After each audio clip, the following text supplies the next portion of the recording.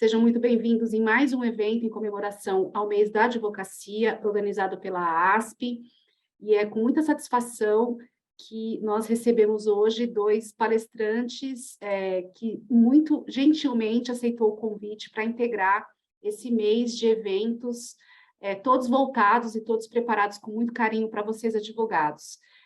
Nós passaremos logo mais a apresentá-los, mas antes eu gostaria de convidá-los, a todos vocês, que acompanhem os eventos que ainda estão programados até o final do mês de agosto, ainda em continuação à comemoração do Dia do Advogado, que na ASP enfim, permeada por eventos durante todo o mês de agosto. Então, nós ainda teremos, na próxima semana, 3 eventos. Nós vamos tratar no dia 22 sobre a relação entre advocacia e magistratura. Teremos no dia 23, no dia 22 também, desculpa, compartilhando ideias e valorizando a carreira docente. E, para fechar o mês da advocacia, teremos no dia 24 um painel sobre advocacia verde, como o direito ambiental influencia em diferentes setores de produção. E, além disso, nós teremos o nosso encontro anual, que é o evento mais importante da nossa casa, que acontece no dia 25, 26 e 27, na cidade de Campos do Jordão. É um evento presencial, estão todos convidados. Peço que acessem o site da ASP para conhecer a programação completa. E nesses 3 dias também teremos, além do encontro anual da ASP, o nosso colóquio sobre o Supremo Tribunal Federal, que é também um evento tradicional da casa. Vai ser o 7º colóquio, acontecendo também presencialmente lá em Campos do Jordão. Portanto, estão todos convidados, vocês que nos acompanhem hoje, muito boa noite, acompanhem via site da ASP toda a programação e esperamos poder nos encontrar presencialmente nesse final de agosto. E já passando à apresentação dos nossos palestrantes de hoje, para falar sobre o tema dano moral, a problemática da quantificação e a reforma da legislação civil e trabalhista, nós teremos hoje a presença do Dr. Vítor Luiz de Almeida. Ele é juiz de Direito do Estado de Minas Gerais, é doutor em Direito pela Universidade de Coimbra, mestre em Direito pela Universidade de Lisboa e professor das faculdades Santo Agostinho. Ele vai tratar sobre os aspectos práticos da quantificação e as técnicas usadas pelos magistrados para a fixação do dano moral. E, na sequência, teremos também o Dr. Eduardo Lemos Barbosa. O Dr. Eduardo, ele é advogado, especializado em responsabilidade civil e indenizações, mestre em Direito pela Unisc, é isso, doutor? Unisc, do Rio Grande do Sul, com dissertação apresentada na Universidade de Santiago de Compostela, na Espanha. Ele também preside a Comissão de Responsabilidade Civil do Conselho Federal da OAB e é vice-diretor da Escola Superior de Advocacia do Rio Grande do Sul. E ele vai tratar sobre o dano moral, a problemática da quantificação e a quantificação do dano moral no direito civil e trabalhista. Então, nós vamos começar primeiramente com o Dr. Vítor. Doutor Vítor, agradeço muitíssimo a generosidade por ter aceitado o nosso convite, e o senhor tem a palavra. Muito obrigada. Boa noite, doutora Luciana Pereira de Souza. Agradeço muito as boas-vindas, tenho certeza que é para mim também uma grande satisfação poder participar, né, de um evento como esse, já tão respeitado. Doutor Eduardo Lemos Barbosa, né, já um amigo, a quem cumprimento aí a possibilidade desta oportunidade de tê-lo aqui, de debater junto com o senhor. A todos os ouvintes aí, participantes, uma boa noite. Bem, a problemática que nos foi apresentada, né, sobre essa quantificação do dano moral, ela passa pelo critério judicial de quantificação em cada caso concreto, né? É disso que a função essencial da responsabilidade civil é ressarcir o ofendido da maneira mais completa possível, em razão da ofensa que foi sofrida, né, por uma conduta alheia. Mas, tratando-se de danos morais, né, que são incluídos dentre os danos extrapatrimoniais, existe uma grande dificuldade para se estabelecer uma justa indenização, uma vez que os bens jurídicos extrapatrimoniais, eles não comportam uma reparação in natura, mas apenas em pecúnia. Então, nós precisamos, né, passar por esse delicado problema forense, que atinge muito a atualidade, para tentarmos atingir certos critérios de balizamento para a fixação desses quantos indenizatórios, né, no intuito de mensurar um pouco mais objetivamente o valor, né, que vai ser fixado em cada caso concreto, considerando especialmente essa dificuldade de mensurar, né, em dinheiro, né, direitos inerentes à personalidade humana. Então, dentro dessa problemática, o que nós verificamos é que existem dois sistemas básicos para essa quantificação: o sistema do tarifamento legal e o sistema do arbitramento equitativo. No sistema do tarifamento legal, né, o legislador ele prevê, né, o montante da indenização correspondente a determinados eventos danosos. O Código Civil de 1916 ele tinha algumas previsões sobre isso, a exemplo do artigo 1547, que falava da injúria, da calúnia, ou do artigo 1550, que falava de ofensa à liberdade pessoal, e, sobretudo, a lei de imprensa, né, a Lei 5250, de 1967, lá nos seus artigos 49 seguintes, ela tinha uma boa normatização sobre esse tema. Isso foi aplicado durante, né, algumas décadas aqui no Brasil, sobretudo nas decisões judiciais, mas após a promulgação da Constituição Federal de 1988, a nossa Constituição Cidadã, e especialmente levando em consideração as normas hoje dispostas, né, como direitos e garantias fundamentais, no artigo 5º, incisos 5 e 10, que falam do dano moral, essa indenização, ou essa fixação da indenização pelo tarifamento legal, ela caiu em desuso. Tanto que o STJ, né, sumulou a situação por meio da súmula 2181, né, que determina que a indenização por dano moral não estaria sujeita à tarifação prevista na lei de imprensa. O segundo sistema, então, que é o hoje adotado, é o arbitramento equitativo pelo juiz. Então, por meio desse sistema, objetiva-se que em cada caso concreto nós tenhamos uma indenização com uma equivalência mais precisa, mais satisfatória, né, que se aproxime dessa precisão do prejuízo extra-patrimonial e que vai ser fixado pelo critério de equidade, considerando que, como já formulado, né, é difícil mensurar, né, o valor de um direito à personalidade humana. Essa posição pela adequação do arbitramento equitativo é hoje aceita, né, quase que de forma uníssona pela jurisprudência. E a posição atual, inclusive, do Supremo Tribunal Federal, que rechaça essa aplicação, né, da lei de imprensa, certo? E eu tenho um recurso especial, que eu acho muito interessante sobre essa matéria, que é o 447-584, relator ministro César Pelusa, ele ainda é de março de 2007, mas ele trata muito bem dessa situação.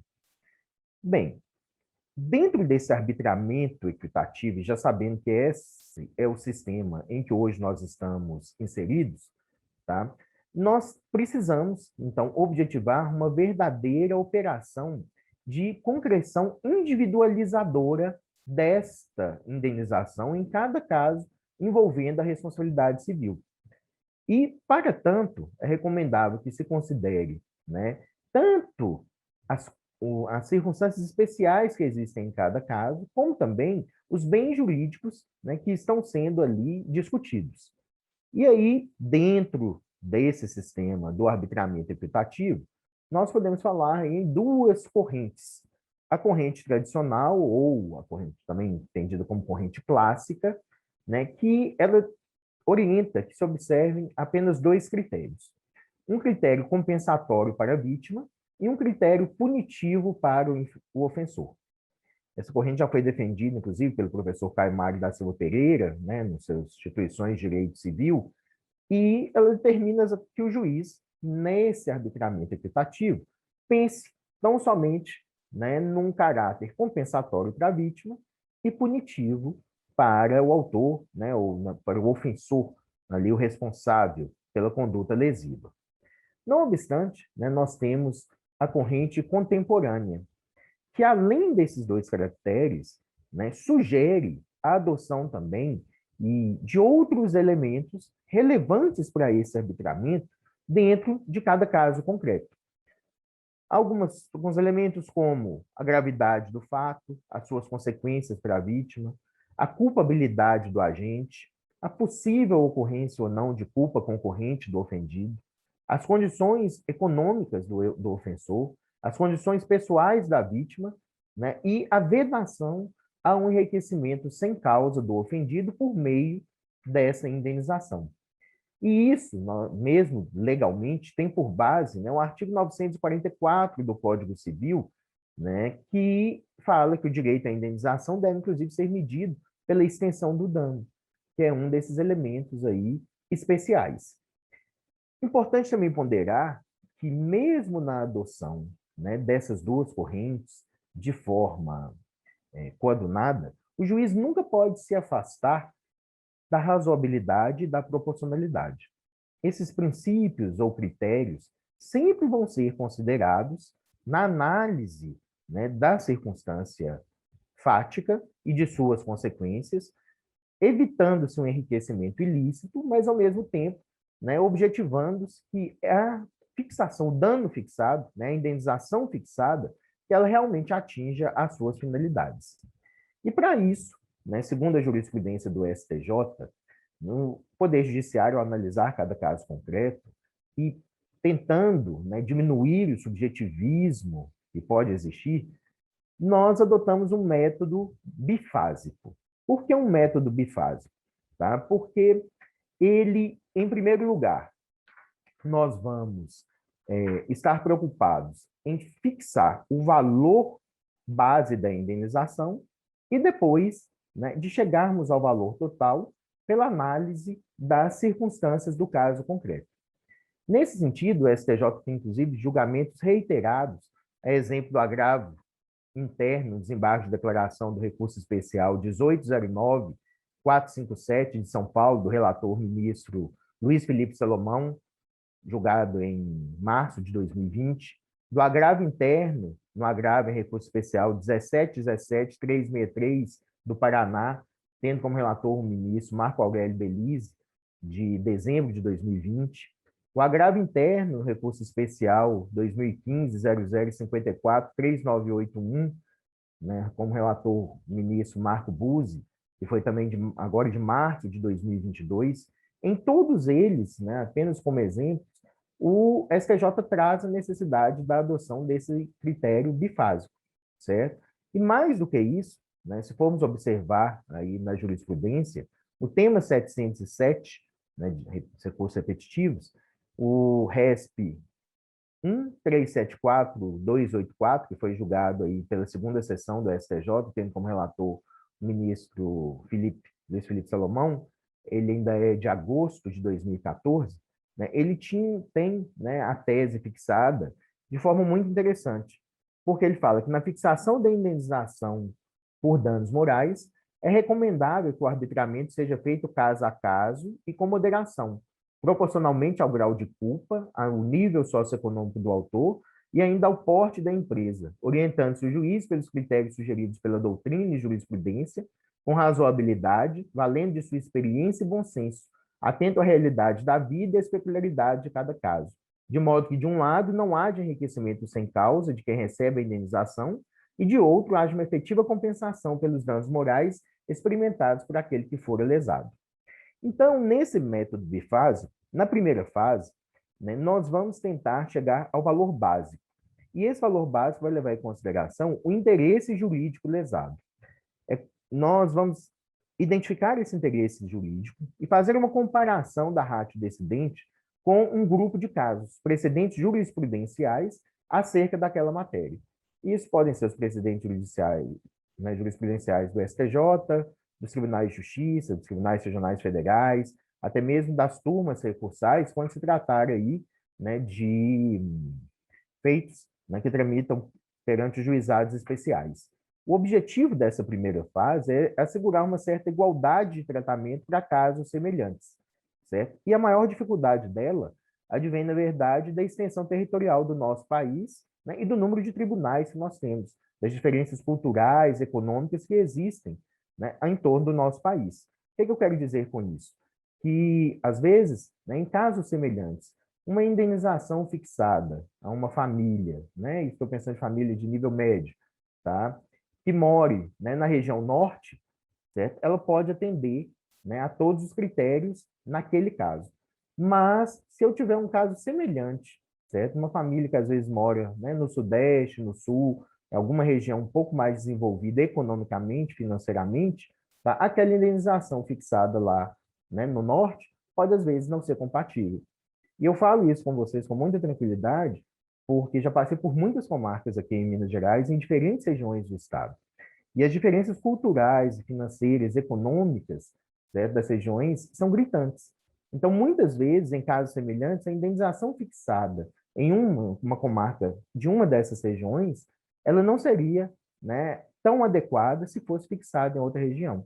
Considerando especialmente aí, tá, os elementos, né, ou circunstâncias especiais envolvendo aí a capacidade econômica, a capacidade financeira, o critério cultural, social, político da vítima. Mas, bem, chegando a esse valor base, nesse método bifásico, nós passaríamos, então, a uma segunda circunstância, né, ou uma segunda fase, que seria a fixação definitiva da indenização. E aí iríamos considerar as peculiaridades do caso concreto, as circunstâncias do caso concreto. E quais seriam as principais circunstâncias? A gravidade do fato em si, as consequências para a vítima, ou seja, a dimensão do dano, se essas consequências são temporárias, se essas consequências são definitivas. Então, é diferente para fixar uma indenização quando, né, o dano ele se mostra apenas de forma temporária, quando ele, na verdade, né, a contraponto, é um dano definitivo. Imagina uma lesão corporal, né, definitiva, certo? E comparando com uma lesão corporal, que, na verdade, ela poderia ser aí temporária. O segundo seria a intensidade do dolo e o grau, ou o grau de culpa do agente, que nós chamamos de culpabilidade do agente. É analisar, né, a perspectiva da fixação da indenização, levando em consideração a função punitiva, certo? E valorando os elementos subjetivos do agente. Então, quanto maior o grau de culpa, ou mais intenso o dolo, né, maior, né, seria aí o valor fixado da indenização. E quanto menor essa reprovabilidade em razão da culpa, por exemplo, uma culpa leve, nós teríamos uma diminuição da indenização. Ainda consideramos, como uma desses elementos, a eventual participação culposa do ofendido, que nós chamamos, né, a conhecida culpa concorrente da vítima, e temos que ver o grau dessa culpa concorrente, até o disposto no artigo 945 do Código Civil. Por fim, as condições econômicas do ofensor, levando em consideração o caráter preventivo e punitivo, bem como as condições pessoais da vítima, né, sua posição política, social, econômica, dentro do ambiente em que ela está inserida. Dentro desses critérios, nós poderíamos, né, ou pelo menos tentar arbitrar uma efetiva indenização. Né? Eu falo que isso é uma verdadeira dosimetria da indenização. E no âmbito jurisprudencial, eu posso citar o RESP 152.541 do Rio Grande do Sul, da terceira turma, relator ministro Paulo de Tarso Sanseverino, que ainda foi julgado lá em 2011 e que traz aí as disposições bem efetivas sobre isso que a gente está falando. Da mesma forma, né, o Sérgio Cavalieri Filho, no seu programa de responsabilidade civil, também defende aí essa aplicação. Pois bem, para além desse critério bifásico, o juiz sempre tem que, considerando-se a influência da corrente tradicional ou clássica, pensar, né, além do caráter ressarcitório, também no caráter repressivo, no caráter punitivo, né, ou prefiro tratar como punitivo pedagógico dessa indenização. A doutrina já defende isso de forma reiterada, né? Nós podemos ter posicionamentos aí do professor Caio Mário da Silva Pereira, da Maria Celina Bodin de Moraes, da Maria Helena Diniz, do Carlos Alberto Birtar e do Youssef Said Carrali, né? Todos defendem essa situação, né? Ou seja, do caráter também punitivo do dano moral. Há exemplo também da jurisprudência. Para vocês terem uma ideia, eu fiz uma rápida pesquisa jurisprudencial envolvendo aí 3 dos maiores tribunais do país, né? E foi possível identificar vários acordos envolvendo essa perspectiva punitiva, todos agora de 2022, de julho de 2022. Então, por exemplo, no Tribunal de Justiça de São Paulo, nós temos a apelação civil 10, 11, 409, 53, 2021. do relator Heraldo de Oliveira, a apelação civil 10.11.795/78/2020, do relator desembargador Nelson Jorge Júnior, a apelação 100.64.61/20 de 2019, desembargador Leonel da Costa. No Tribunal de Justiça do Rio de Janeiro, nós temos também, só no mês de julho, tá, a apelação 000564498 do relator desembargador Milton Fernandes de Souza, a apelação 0022.420.63/2020, desembargador Arthur Narciso. Aqui em Minas Gerais, no Tribunal de Justiça de Minas Gerais, nós temos vários acordos, né, sobre isso. Posso citar aqui, exemplo, a apelação civil 1000021-07244, dígito 9, do desembargador Baeta Neves, que faz uma análise muito pormenorizada sobre essa necessidade do caráter punitivo, tá? Ou também a apelação 10022133717.3, que tem como relator o desembargador Fernando Caldeira Brant, também agora do mês de julho de 2022, abordando isso, certo? Além, então, desse caráter ressarcitório, é muito importante que o magistrado tenha também, né, essa análise sobre o caráter punitivo. E é claro que esse caráter punitivo ele não vai se aplicar em todas as situações, mas nós sempre vamos ter que agir analisando, desculpe, o princípio da razoabilidade, o princípio da proporcionalidade, certo? E isso é uma questão muito efetiva, a fim de impedir aí o enriquecimento ilícito dessa vítima, né? E uma coisa que também é muito importante falarmos, que essa perspectiva tenta também evitar a nossa já conhecida indústria do dano moral, né? E uma certa advocacia predatória com a qual, infelizmente, nós realmente nos deparamos, né? Nós não mexemos só com excelentes profissionais da área jurídica, igual nós estamos, né, tendo a oportunidade de debater aqui, mas muitas vezes, né, isso atenta até mesmo contra o sistema de justiça. Então, as indenizações são sempre pautadas pela razoabilidade, pela proporcionalidade, até mesmo para evitar essas circunstâncias. E aí eu queria, já caminhando aqui para o final, tá? Só pontuar algumas teorias, alguns pontos, né, mais específicos que eu acho importante a gente discutir, porque o juiz analisa muito isso quando está fixando os danos morais, tá? O primeiro deles seria sobre a teoria do ilícito lucrativo, né? Uma teoria bastante moderna, né? E que defende o quê? Que as empresas de grande porte, né, muitas vezes, depois de analisarem ali, né, fazerem um juízo de conveniência financeira, elas lamentavelmente optam por atuar fora das balizas legais. E isso precisa também ser combatido pelo Poder Judiciário, né? Eu gosto de uma obra do Daniel Levy, que ele conceitua esse instituto, assim como o Nelson Roosevelt, o Cristiano Chaves, que eles falam de uma faceta proativa da responsabilidade civil. Então, quando nós aplicamos essa teoria do ilícito lucrativo, isso influencia diretamente, né, na fixação da indenização, levando em consideração esse caráter punitivo e pedagógico, né, que eu já demonstrei aí, que está reiteradamente já aceito pela jurisprudência. Uma outra circunstância importante também é quando nós abordamos a teoria do desvio produtivo.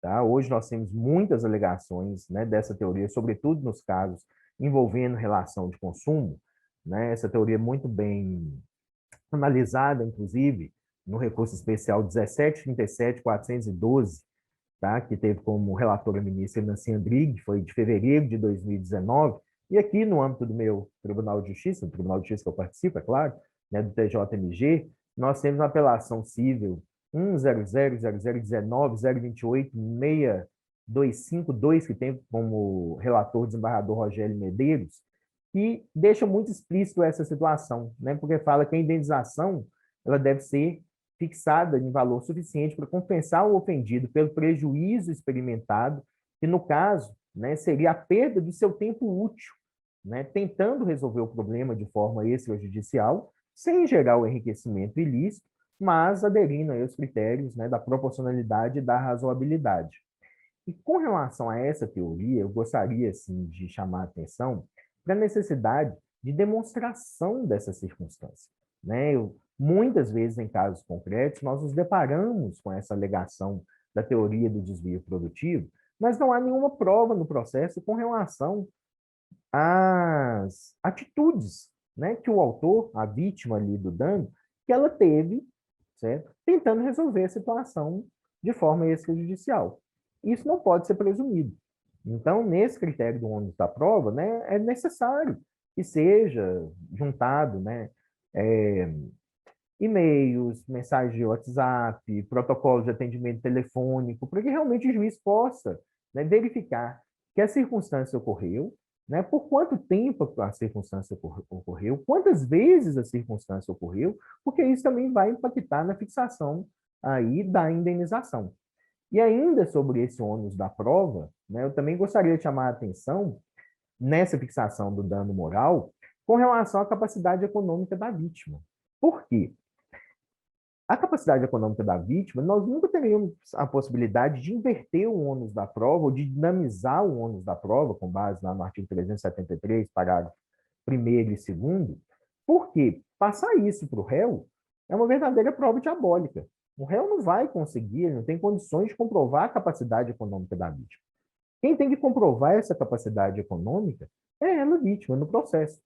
Né? E, corriqueiramente, eu me deparo com circunstâncias onde a vítima pede, né, um valor elevado de dano moral, né, falando sobre a sua circunstância pessoal, mas ela não faz prova nenhuma disso. Não há nenhuma prova, não há uma declaração de imposto de renda, não há demonstração de patrimônio, não há nada, entendeu, que ajude o juiz a verificar que ela realmente tem uma capacidade econômica maior do que o padrão médio do brasileiro. Né? Lá do outro, por muitas vezes, eu me deparo com situações ao contrário, onde a vítima pede uma indenização maior, mas, ao mesmo tempo, ela está pedindo justiça gratuita no processo, ou seja, ela está se declarando hipossuficiente financeiramente.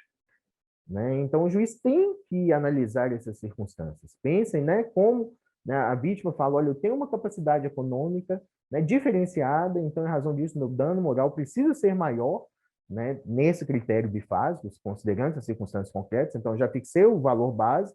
Quando eu estou analisando as circunstâncias, uma das circunstâncias vai ser essa capacidade econômica da vítima, né, e ela, na verdade, falou, eu tenho uma capacidade econômica excelente. Mas, ao mesmo tempo, ela está pedindo justiça gratuita, não fez nenhuma prova da sua capacidade econômica e, muito pelo contrário, juntou uma declaração de hipossuficiência financeira no processo. Né? Então, assim, o juiz precisa analisar isso.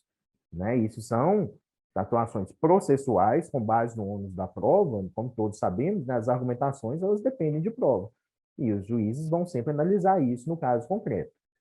Por fim, né, a gente objetiva que não haja, e realmente, né, luta contra isso, um tarifamento judicial. Né? Se não existe mais, ou se não existe não, pelo menos se não é devidamente aplicado o sistema do tarifamento legal, nós também não poderíamos ter um sistema, né, não seria adequado, de tarifamento judicial. Por quê? Porque nesse sistema de tarifamento judicial, é como se nós tivéssemos uma indenização padrão para determinadas lesões ao bem jurídico tutelado, mas levaríamos em consideração apenas o bem jurídico atingido. Ou seja, estaríamos atuando apenas na primeira fase do critério bifásico. Não estaríamos apreciando a segunda fase, que são as circunstâncias especiais do caso concreto. Tá? Pois bem, né, essas discussões se encontram aí de forma muito permanente, em constante evolução.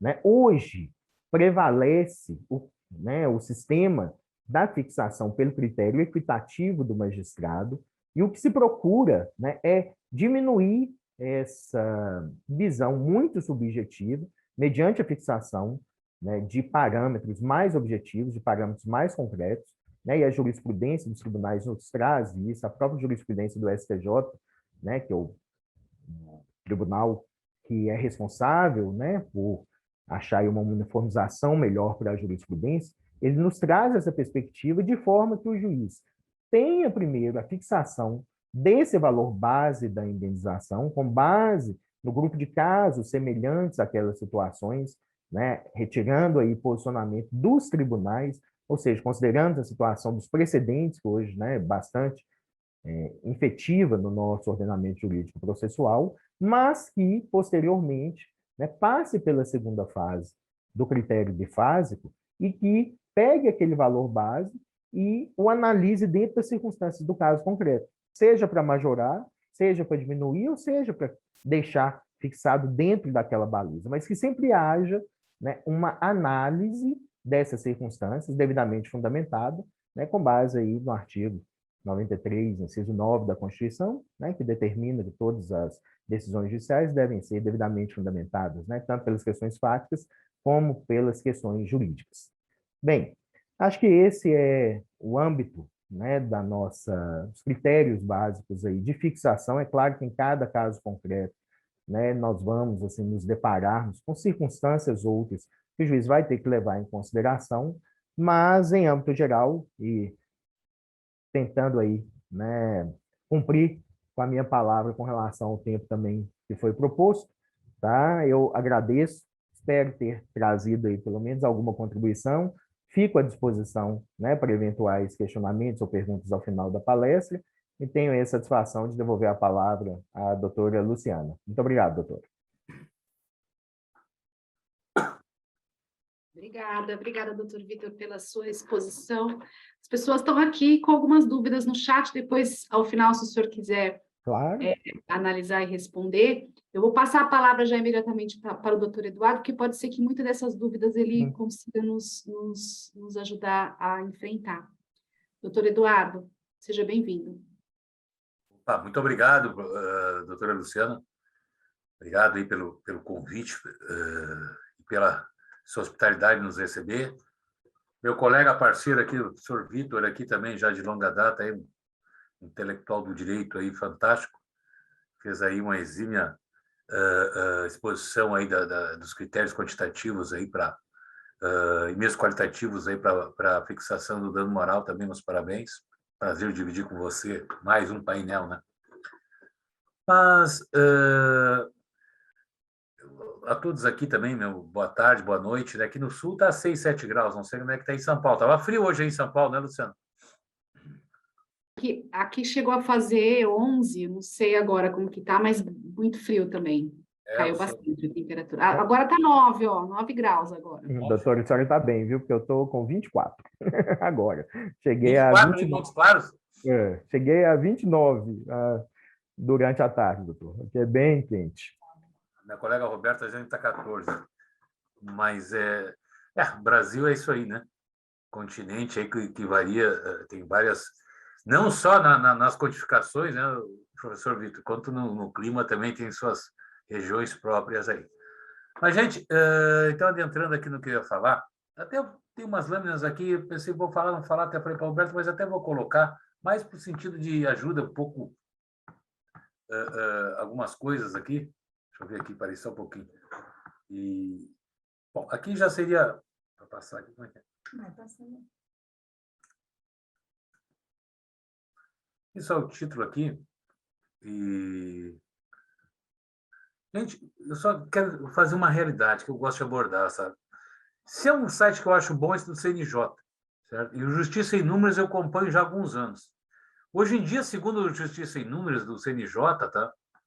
Esse acesso agora em 22, nós temos aí números redondos, né? 78 milhões de processos ativos no Brasil. Nós somos aí pela última pesquisa, nem é censo, mas enfim, está em torno aí de 220, dá aí 3 processos por pessoa, dá um processo para cada 3 habitantes no Brasil. Só a Índia tem mais processos que nós. Então, é uma coisa, realmente um fenômeno sociológico até, o porquê de tanta judicialização, né? Embora que até já foi bem maior, nós já chegamos a ter 90 milhões de processos, já chegamos a esse número. Então, não é à toa aí que o professor Vitor, que é juiz, aí tem tanto trabalho, e magistrado, e, em geral, com tanto processo que não acaba nunca. Né? E responsabilidade civil é um dos assuntos mais demandados que tem aí no nosso judiciário. Só botei essa planilha rapidinho aqui, só para... No direito do trabalho, por exemplo, aquilo que trata de indenização de dano moral é o segundo assunto mais demandado na Justiça do Trabalho no Brasil inteiro. Coisa, assim, impressionante, né? O dano moral. Segundo assunto mais demandado no direito do trabalho. No direito civil, né, que é a Justiça Estadual, que a gente chama, em termos de direito do consumidor, é o assunto mais demandado, é a indenização por dano moral. Né? No que tange a Código Consumidor. No Código Civil é o quarto assunto, e na codificação, na computação de processos cíveis não consumidor, é o quarto assunto mais demandado, é a responsabilidade civil por dano moral. Então, vejam, eu poderia aqui fazer bastante, algumas palestras eu faço mais amplamente, mas aqui, como é um comentário mais especificado sobre um assunto, só coloco esse tema para... Fica aqui essas informações aqui para vocês.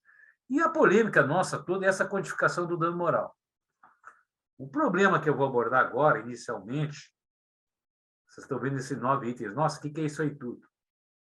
É a grande polêmica na Justiça Civil, desde 2016, com a vigência desse Código de Processo Civil, que foi no seu artigo 292, inciso 5º, que eu já vou falar, mas por essa ordem aqui, primeiro eu vou dizer para vocês, olhem só, esses 9 itens incidem sobre o valor da causa.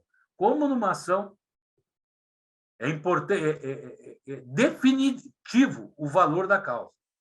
Como ele importa? Ele importa nesses itens todos aí, a multa por ato atentatório à dignidade da justiça, sobre o valor da causa vai incidir a multa de litigância de má-fé, os honorários sucumbenciais, a multa por ausência da parte à audiência, de conciliação e mediação, a multa ao perito que deixa de apresentar o laudo, a multa ao ator que propõe indevidamente o de má-fé ou que o réu que embargue de má-fé a ação monitória, depósito para admissibilidade de ação rescisória, multa ao agravante quando o agravo interno for declaradamente, manifestamente inadmissível ou improcedente em votação unânime, e multa por embargo de declaração também, no sentido de serem protelatórios. Então, vejam as incidências que o valor da causa tem nas questões processuais. Né? Feito essas colocações, eu vou passar agora para essa temática aqui, por isso que eu acho que é bom botar a lâmpada, a gente não tem que estar lendo, não tem que estar falando, às vezes grava mais. Nesse Código de Processo Civil, que, diga-se de passagem, eu sou a favor dele, assim, em termos gerais, né? Mas a minha opinião, claro, respeito contrários, como é o caso aí, o senhor Vitor me disse, adiantou aí, já que não compactua com a nossa opinião, mas tudo bem. Vejam só esse artigo 291. A toda causa será atribuído o valor... Deixa eu só tirar aqui essa coluna, botar ela mais para baixo aqui. Tá. A toda causa será atribuído o valor certo, ainda que não tenha conteúdo econômico imediatamente aferido. Bom, eu queria dizer para vocês que vocês não acham contraditório isso? Como é que eu vou colocar que uma causa que não tenha valor certo tem que ter um valor certo, embora não esteja um conteúdo imediatamente auferido? Como é que pode isso? Entende? Na minha opinião, está aqui já uma contradição absurda. Eu não posso medir uma situação, mas eu tenho que colocar. Esse 291, na minha opinião, já é o prenúncio do problema que está vindo. Claramente, entende? Já é um prenúncio do problema que está vindo. Ou seja, uma causa não tem um valor certo, mas, ao mesmo tempo, eu tenho que botar um valor nela. Coisa assim que não... Digamos assim que... Eu não consigo entender. Já tem uma contradição. E aí nós vamos entrando naquele assunto do 292. Inciso 5 diz o seguinte: o valor da causa constará da petição inicial ou da reconvenção e será, inciso 5º, na ação indenizatória, inclusive afundada em dano moral ou valor pretendido. Então, aqui diz que o valor da causa tem que ser fixado, mesmo que fundado em dano moral.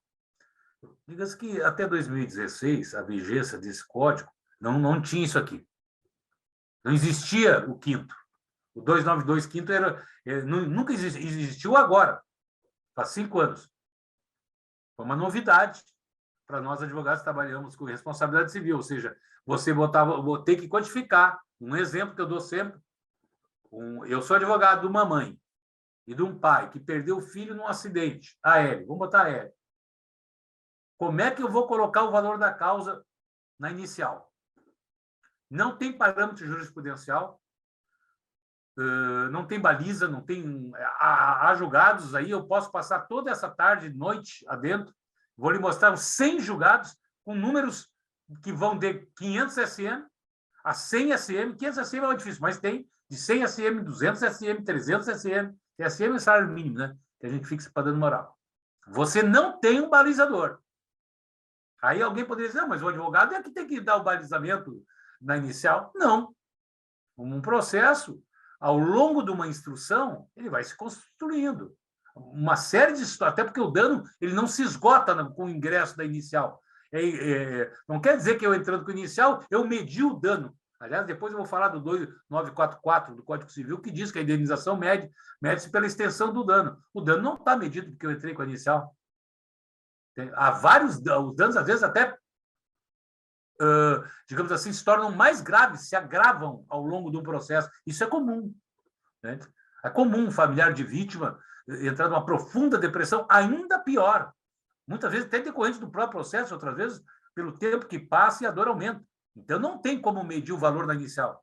Colocar isso nos ombros do advogado, a meu ver, é um peso inacreditável, que um advogado vai medir um dano moral, uma questão subjetiva que não tem nem julgados de consenso, conseguem ter um consenso na dor.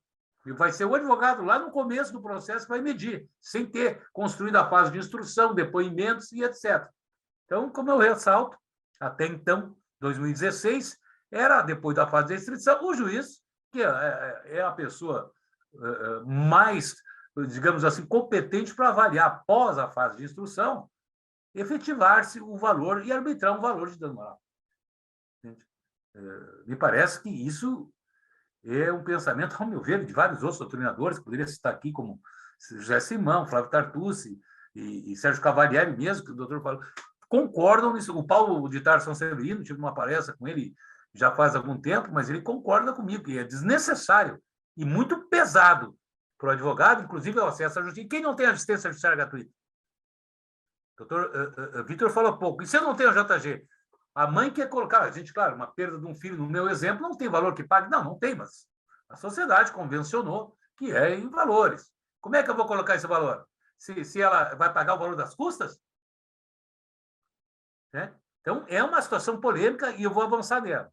E vejam.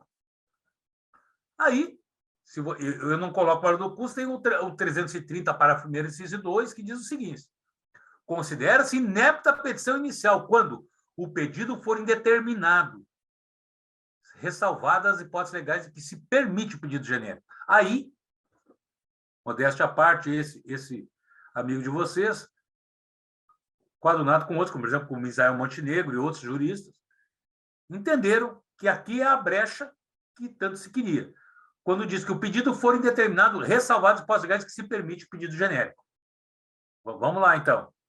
E aí, agregando a esse artigo, vem, na minha opinião, a solução, que a gente tem um projeto nesse sentido, que é o 324, parágrafo 1º do CPC, inciso 2, que diz o seguinte: o pedido deve ser determinado. Porém, no parágrafo 1º, é lícito, porém, formular pedido genérico. É lícito. Quando não for possível determinar, desde logo, as consequências do ato ou fato. Ou seja, estou olhando o tempo aqui, mas ainda está dentro. Tranquilo? Tá joia, professor Luciano. Ou seja, o dano moral, na minha opinião, é exatamente o caso do inciso 2, do parágrafo 1º do artigo 324, quando não for possível determinar desde logo as consequências do ato ou fato. Tudo aquilo que eu falei há 3 minutos atrás, eu acho que se coloca exatamente aí dentro. Eu não consigo medir o dano, porque ele não se esgotou, um dos motivos que ele não se esgotou, para aquela mãe e para aquele pai que perdeu o filho em um acidente aéreo. Estou dizendo um exemplo dia da outra, certo? Eu não consigo fazer isso. Entende? Então, é um pedido genérico, eu não consigo, eu não tenho condições. Entende? E não há um consenso jurisprudencial também que me leve para uma direção. Mesmo adotando o método bifásico, eu acho muito interessante, mas para aquele que vai entrar com a ação, não tem um consenso. Existem muitas diferenças de julgados, já fiz a pesquisa, palestra, eu boto 10 julgados com a mesma causa de pedido, e todos julgados completamente antagônicos. É um gráfico que vai em cima e embaixo. Certo? E diga-se passagem, eu não estou criticando, hein? Eu acho bem correto que seja assim, porque todo o processo é uma construção. Não tem como padronizar.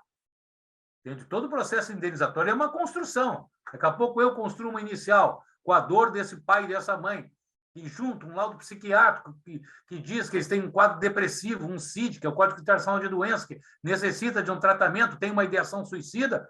Nossa! Aí o outro colega bota uma inicial, mas que está ausente esse patamar e demonstra muito basicamente a dor, embora que seja uma dor em ré Y, é óbvio.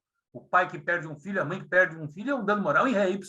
Ninguém precisa explicar tanto a perda de um filho. Né?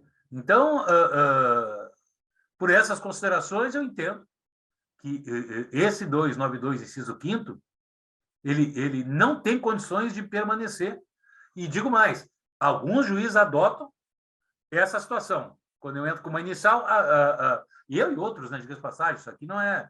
Mas eu sou bastante lutador em relação a esse assunto, entendem que é possível, sim, enquadrar o dano moral como um pedido genérico. Haja vista a impossibilidade do advogado fixar um valor ali, onde tem a JG, onde vai ter todo o valor, aqueles 9 itens que eu botei no começo, vão incidir sobre o valor da causa. E o dano moral é uma situação subjetiva. Então, vejam bem o dilema que é para os advogados entrar com uma ação indenizatória. Mesmo por morte ou não por morte, ou por outros assuntos, e tem até quem questiona que também se dificulta o acesso à justiça. Como é que eu vou pagar umas custas? Agora, então, doutor, não bota 400 SM, bota 100 SM, porque no 100 SM eu consigo pagar as custas. Eu não consigo de 400, que é R$5.000, mas de 100 SM eu consigo, que dá 1.000. Porque eu não estou bem no padronizado, no padrão de AJG. Aqui em Santa Catarina, eu estou no Rio Grande do Sul, aqui do lado de Santa Catarina, por exemplo, lá eles entendem que para você ter a JG até 3 salários mínimos. O entendimento, 3. Aqui no Rio Grande do Sul, eles entendem que a JG, eu estou falando de Justiça do Trabalho, vejam bem. Aqui tem um entendimento jurisprudencial que tem a JG até 5 SM por mês. E aí?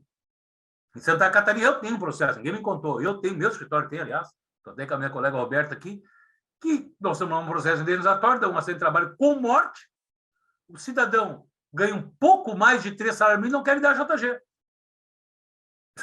E aí, sabe quanto é que as custas do valor em relação inicial? R$6.000. E aí? Né? Então, e aqui no Sul, no Rio Grande do Sul, tem sim um consolidado entendimento que até 5 salários mínimos o cidadão tem direito à JG. Entende? Então, até para isso, o direito não é ciência exata. Eu digo mais, e não acho nada que... Não é uma ciência exata que você afirma é assim, ou é assim desse jeito, ou é daquele jeito e acabou. Por isso que eu acho que até 2016 estava bem correto que o juiz ficasse a critério do juiz arbitrar, que se botava até iniciar um valor estimativo, às vezes botava valor de alçada, né?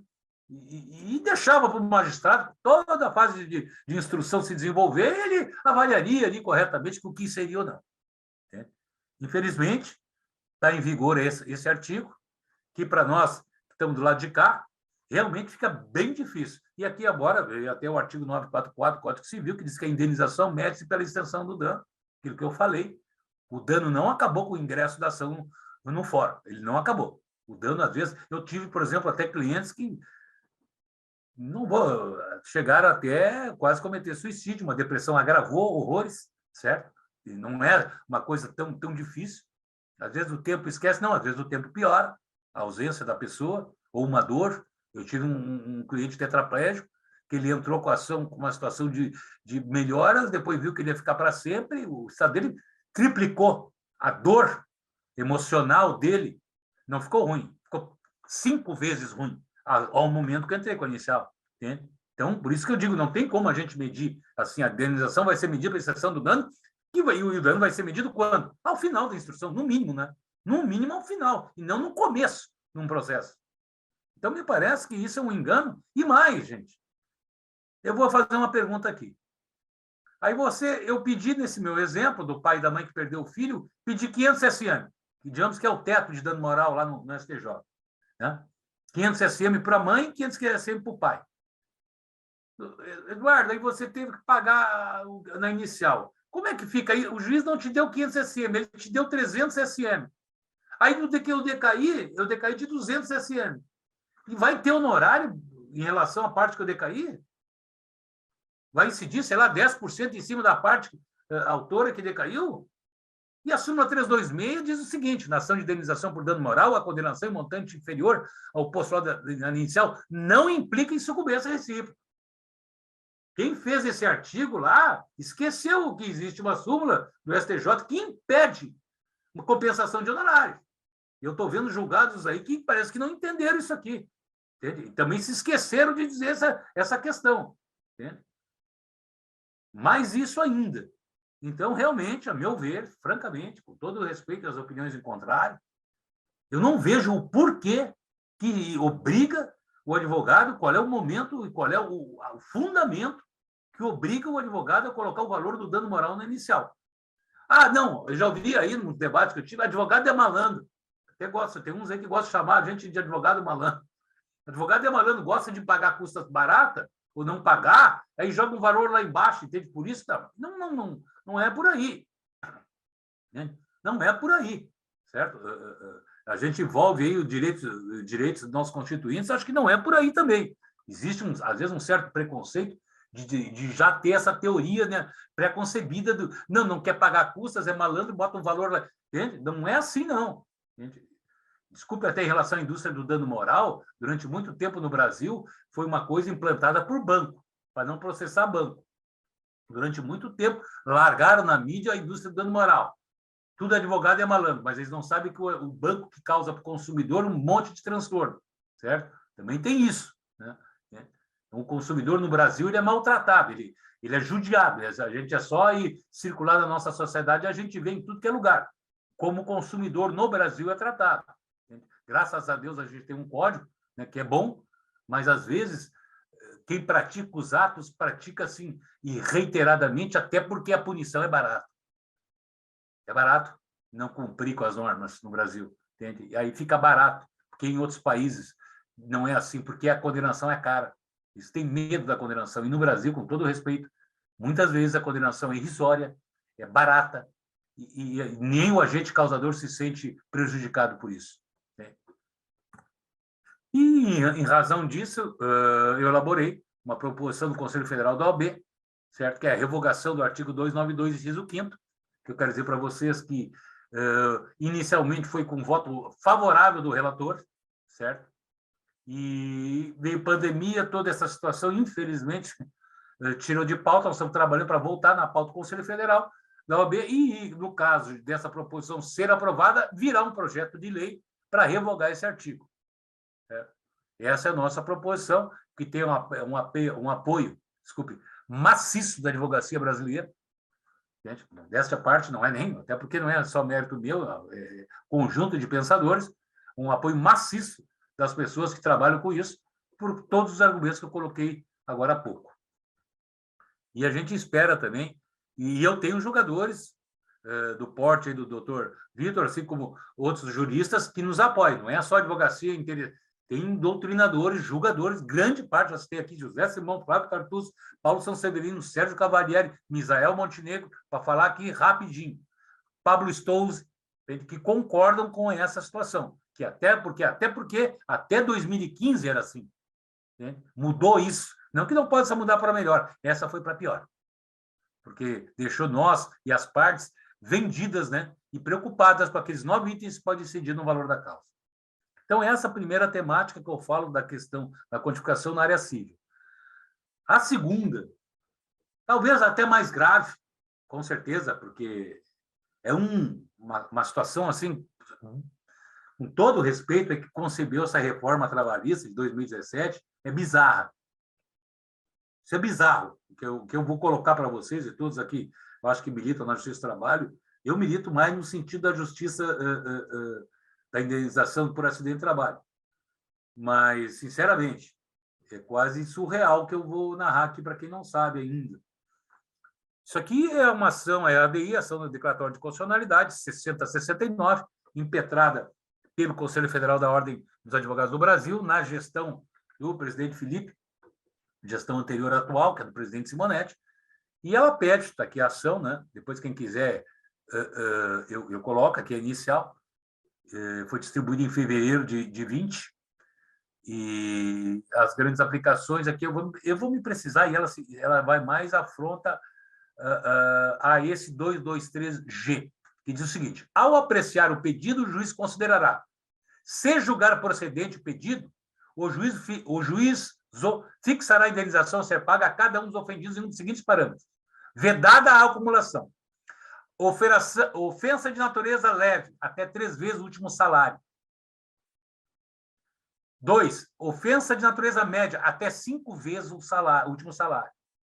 3, ofensa de natureza grave, até 20 vezes o último salário. E 4, ofensa de natureza gravíssima, até 50 vezes o último salário. O que quer dizer isso aqui, assim, resumidamente, para quem não sabe? Dano moral. Vamos por exemplo. Exemplo prático e real. Todo mundo conhece, lá de Brumadinho, né? Aquela represa lá da Vale, caiu aquele lamaçal, matou, se não me falha a memória agora, desculpe se eu errei, mas é mais de 1.000 pessoas. Tá tudo grande parte trabalhador. Entende? Morreram trabalhando, coitados. Entende? Seus familiares. Eu ganhava 10 mil, nesse exemplo. Eu ganhava 10 mil, era gerente da Vale. Veio o lamaçal, eu estava ali trabalhando. A minha família, no caso, nesse exemplo, que tem mulher e filho, vai poder pedir de dano moral 50 vezes os meus 10 mil que eu ganhava. Eu ganhava 10, ela pode pedir, ela que eu digo, a minha viúva, né? No exemplo, e o filho, 50 vezes 10. 50 vezes 10 dá 500 mil.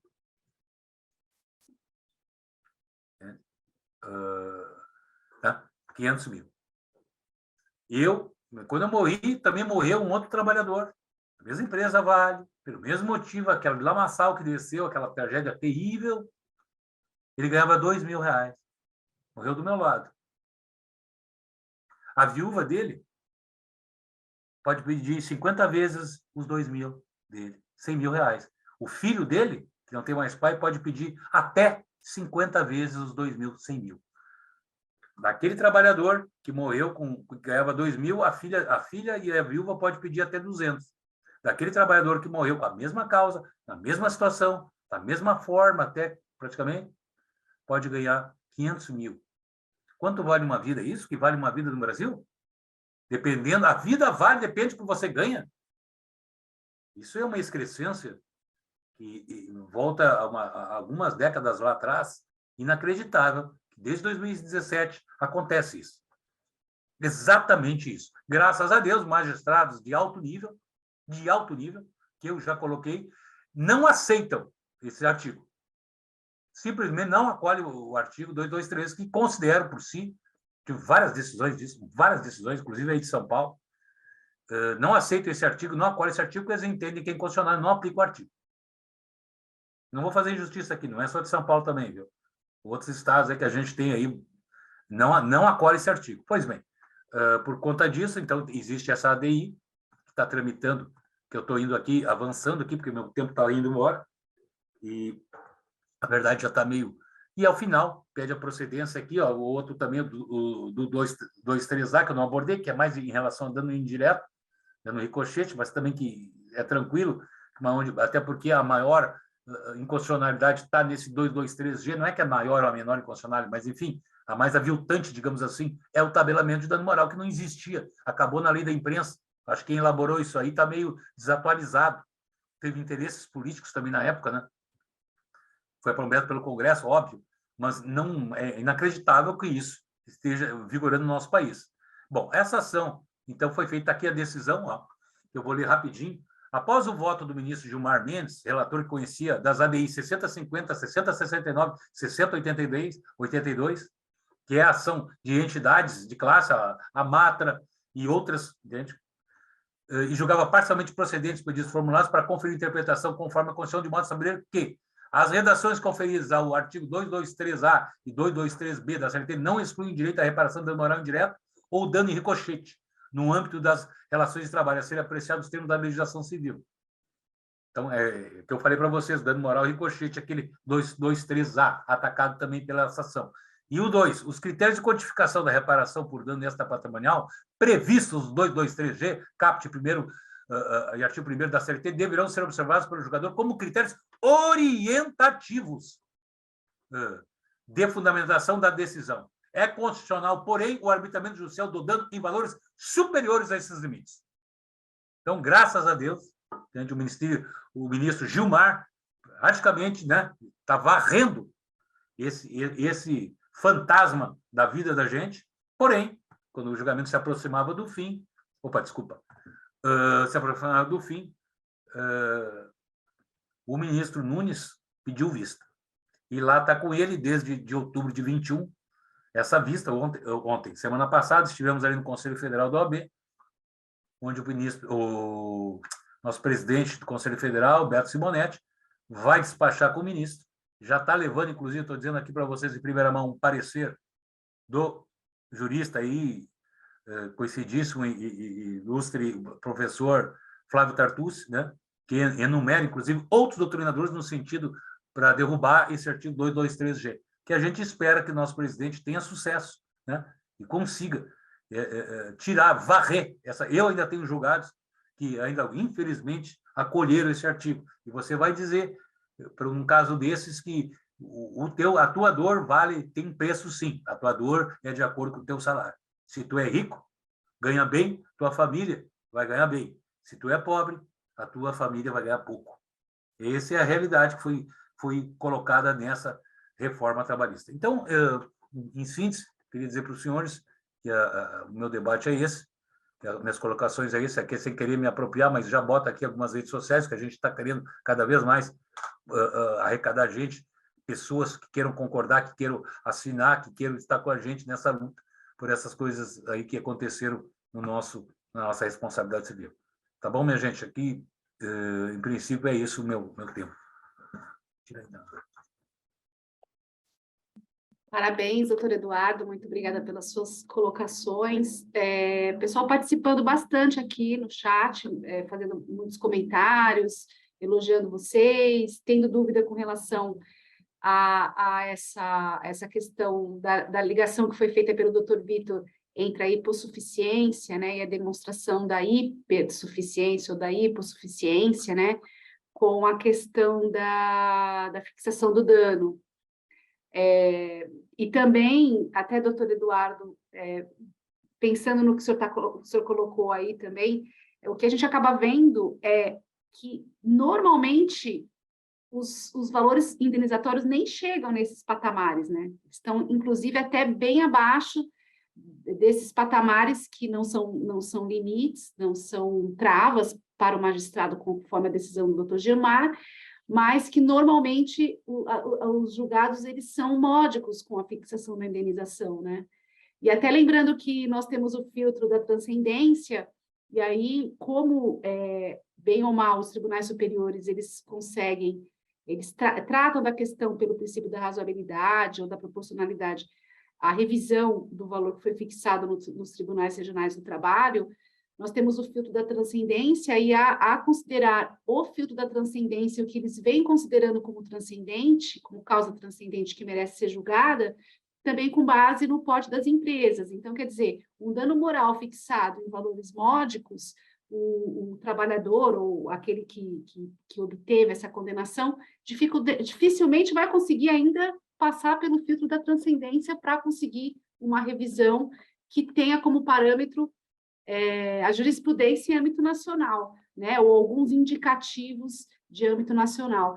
Mas eu devolvo a palavra para vocês, se vocês quiserem fazer mais algum comentário, responder alguma dessas colocações que foram trazidas aqui pelos nossos participantes, para que a gente possa já começar a caminhar para o encerramento, porque eu sei que o tempo passou rápido, aliás, né? Teria muito mais coisa para tratar. Eu quero sim que eu veja, né, as manifestações aí com relação à situação da justiça gratuita, né, e também uma outra com relação ao tarifamento, né, no valor até de R$ 5.000, né, o que eu quero afirmar é que isso não é uma afirmação risível, né, como eu vi aí em alguns comentários. Na verdade, isso é uma informação técnica, com base nos critérios jurisprudenciais, certo? E como eu expliquei, se nós temos um método bifásico que está sendo seguido, na segunda fase desse método, nós temos que considerar as circunstâncias do caso concreto.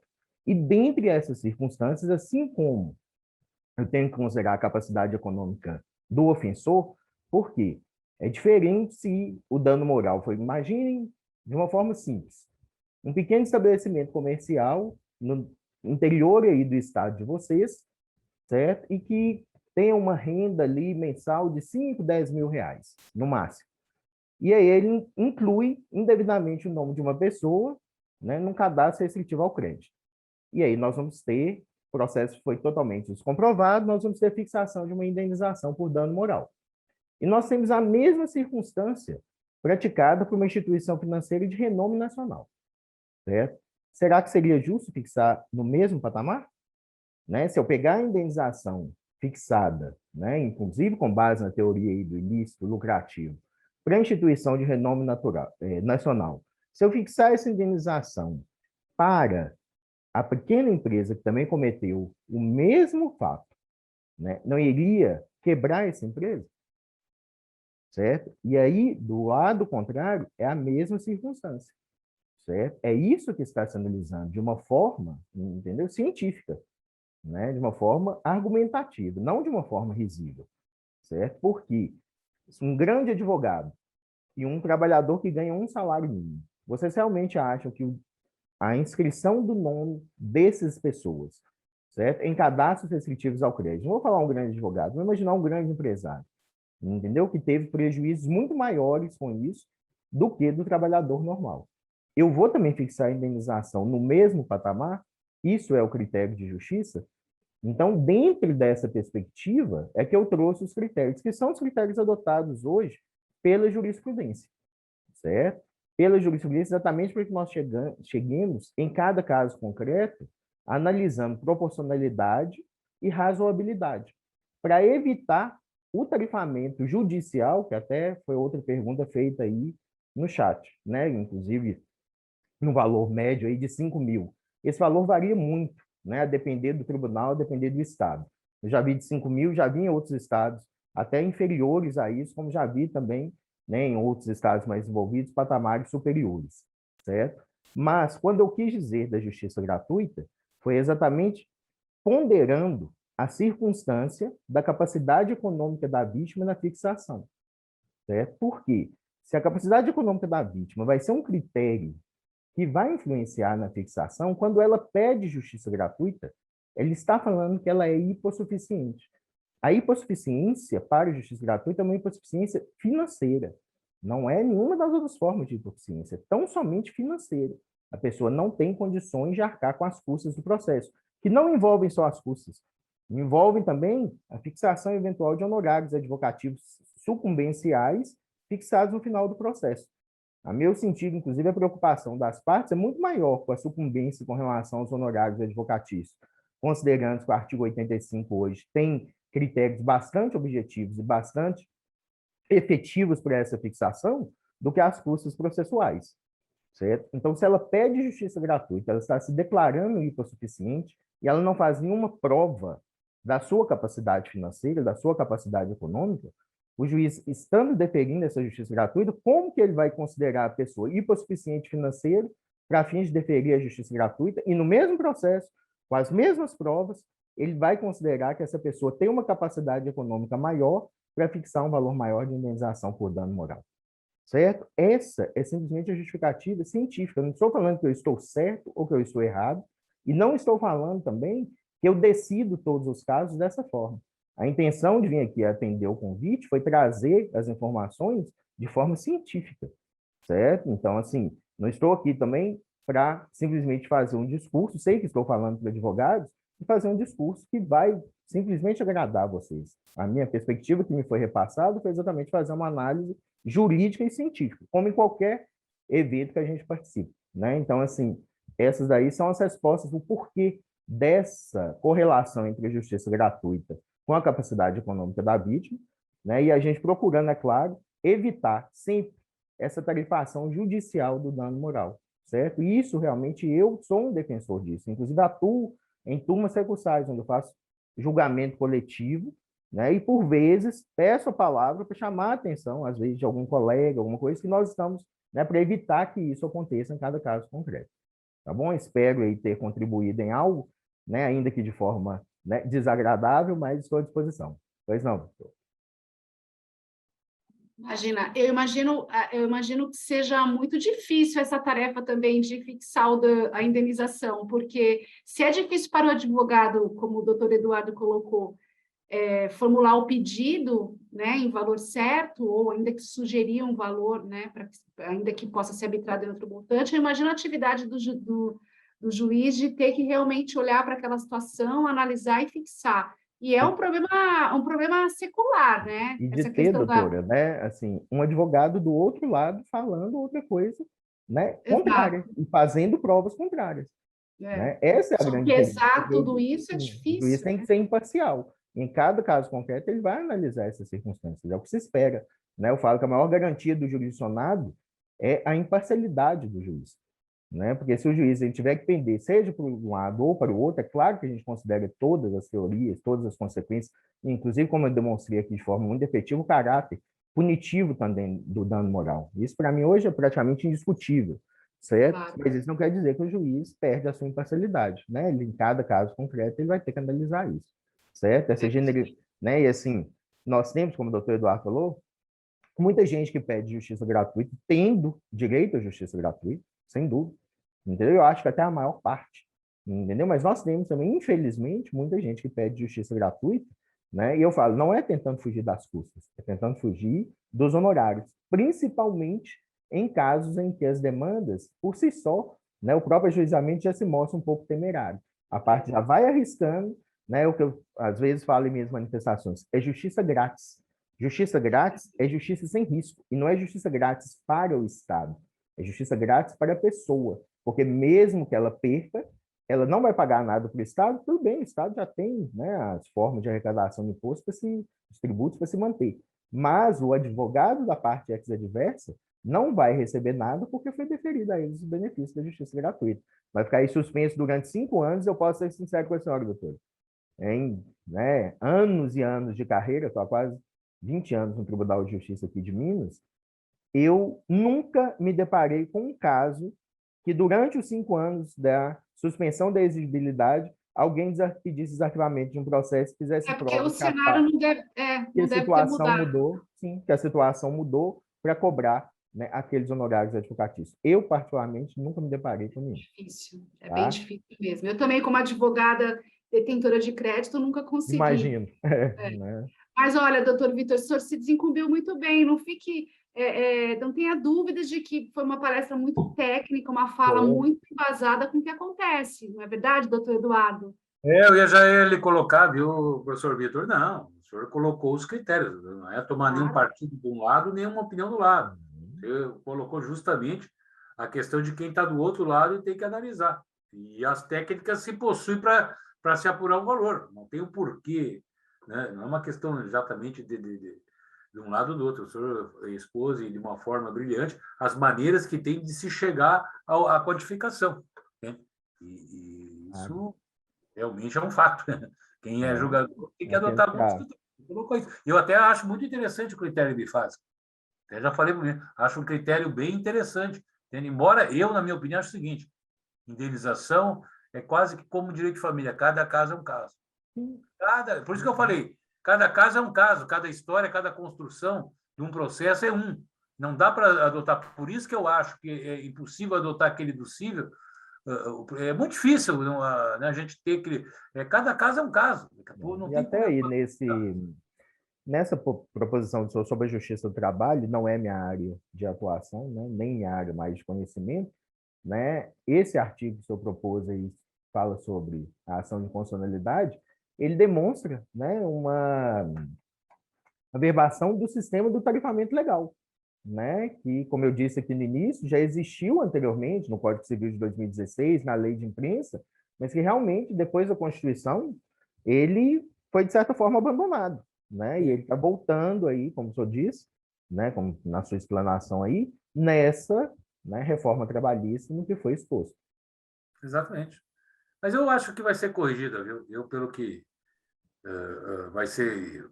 Agora, claro, é só para finalizar de minha parte, ao menos, até porque eu tenho, até falei antes que eu tenho uma aposta, mas eu acho o seguinte, até estava e eu que tive processo, e quem tem processo julgado sobre essa égide, né, do tabelamento?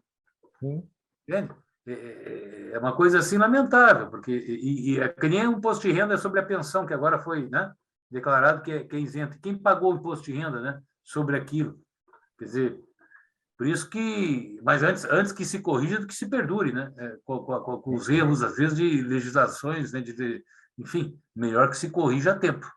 Então, da minha parte, eu gostaria de agradecer aí a todos aí, que nos prestigiaram, aí, uma imensa quantidade do Brasil inteiro aí de participantes.